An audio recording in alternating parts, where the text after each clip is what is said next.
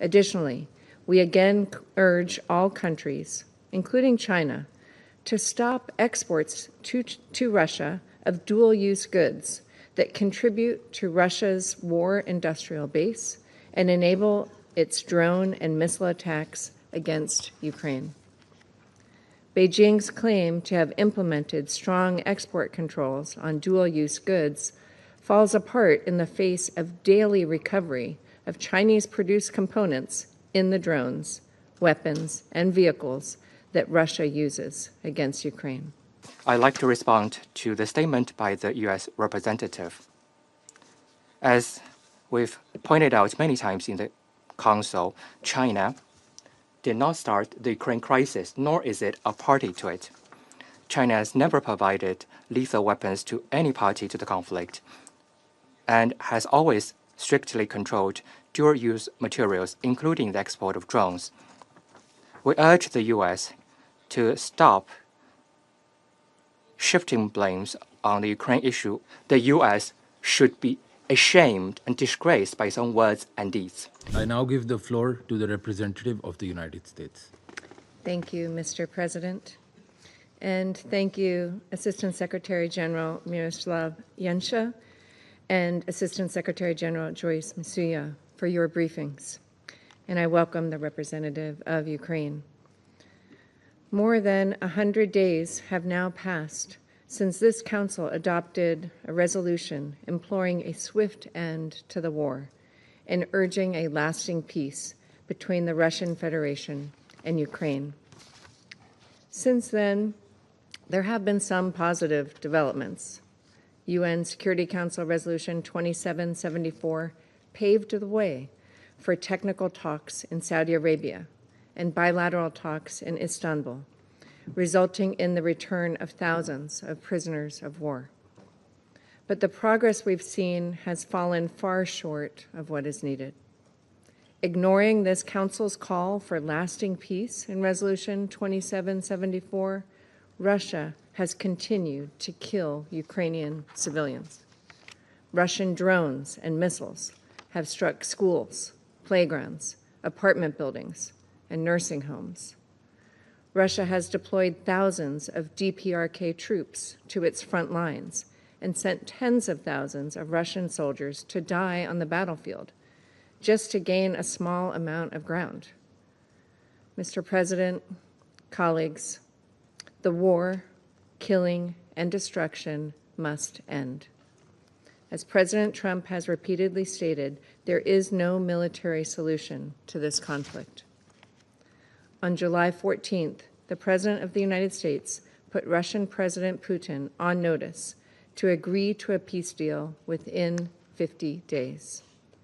If Russia does not agree within that time frame to stop the attacks, the United States is prepared to take further measures. Additionally, we again urge all countries, including China, to stop exports to Russia of dual-use goods that contribute to Russia's war industrial base and enable its drone and missile attacks against Ukraine. Beijing's claim to have implemented strong export controls on dual-use goods falls apart in the face of daily recovery of Chinese-produced components in the drones, weapons, and vehicles that Russia uses against Ukraine. Mr. President, now is the time for all UN member states to do our part to bring this war to an end. I thank you. I now give the floor to the representative of China. President, I thank ASG Yencha and ASG Masuya for their briefings. We've noted that Russia and Ukraine have in recent times continued to implement the consensus reached in previous negotiations and promoted the exchange of prisoners of war and the remains of fallen soldiers. They also held the third round of direct talks a few days ago, in which a new consensus on the continuation of the exchange of prisoners of war and other humanitarian issues was reached. China welcomes these positive developments and calls on the parties concerned to maintain the momentum of the peace talks, continue to build consensus and enhance mutual trust with a view to reaching a comprehensive, lasting, and binding peace agreement. We've also noted that in recent days, Russia and Ukraine have continued to carry out large-scale drone and missile strikes against each other, resulting in heavy casualties and infrastructure damage and destruction. China is deeply concerned and saddened by this, and once again urges the parties to the conflict to show maximum restraint, comply effectively with international humanitarian law, and refrain from attacking civilians and civilian infrastructure under any circumstance. It is imperative that the two sides make joint efforts to de-escalate on the battlefield at an early date. We have further noted that Russia and Ukraine have recently issued statements toward each other about how to restore peace in Europe and achieve a political solution to the crisis.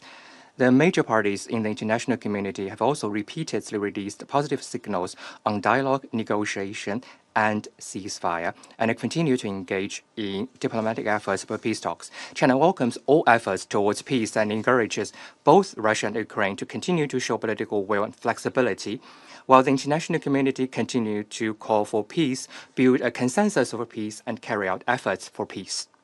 All parties should jointly make practical efforts to promote a political solution to the crisis.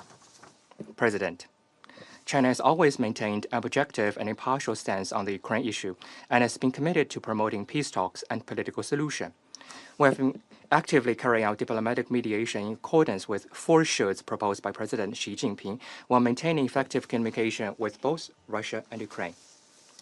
We have initiated the establishment of Friends of Peace Group on the Ukrainian crisis with Brazil and other countries in the Global South in order to build greater synergy for a ceasefire and the realization of peace. China will, as always, play a constructive role in the political settlement of the crisis. President, I'd like to respond to the statement by the U.S. representative. As we've pointed out many times in the Council, China did not start the Ukraine crisis, nor is it a party to it. China has never provided lethal weapons to any party to the conflict and has always strictly controlled dual-use materials, including the export of drones. We urge the U.S. to stop shifting blames on the Ukraine issue or creating confrontation, and instead playing a more constructive role in promoting ceasefire and peace talks. What's more, President, I'd like to take this opportunity to say a few more words. This past Tuesday, when the Council held an open debate on the peaceful settlement of disputes, the U.S. representative took advantage of the meeting to attack and accuse China on the South China Sea issue this past Thursday. When the Council held an open meeting on cooperation between the UN and the Organization of Islamic Cooperation, the representative of the U.S. once again started its provocation by slandering and smearing China on Xinjiang-related issues. Today, when we are considering the issue of Ukraine, the representative of the U.S. again started to spread false information and lies about China. Within a single week, the U.S. has made groundless accusations at China in the Security Council multiple times. They only prove that what the U.S. cares about is not maintaining international peace and security or promoting the political settlement of war or conflicts, but rather using this council to suppress and attack other countries and engage in political manipulation to serve its own agenda. As a permanent member of the council, the U.S. should be ashamed and disgraced by its own words and deeds. We urge the U.S. to change course at an early date and engage constructively in the work of the Council. Thank you, President. I thank the representative of China for the statement.